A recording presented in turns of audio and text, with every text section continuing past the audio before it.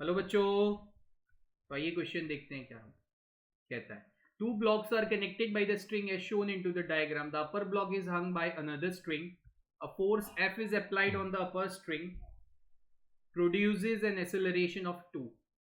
T and T dash को calculate करना है. दोनों की अगर हम FBD कैलकुलेट कर लेते हैं तो आइए देखते हैं क्या होता है.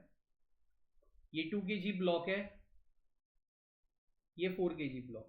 पहले तो दोनों का वेट लगा लो, डाउनवर्ड डायरेक्शन लग रहा है.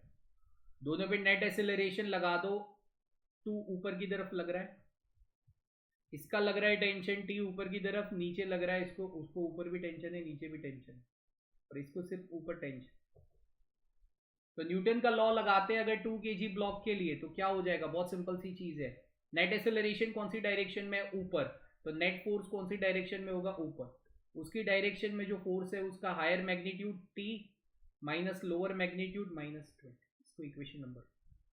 नेट फोर्स की डायरेक्शन में जो फोर्स है उसका हायर मैग्नीट्यूड, उसके बाय lower.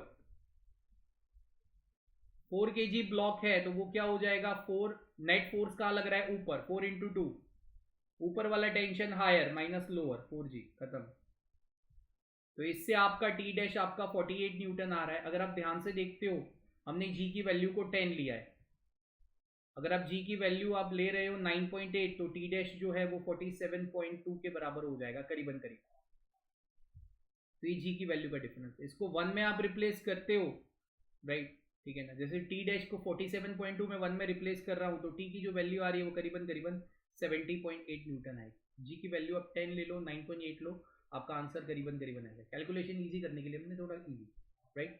So yeah, the first option is the perfect answer for this specific question.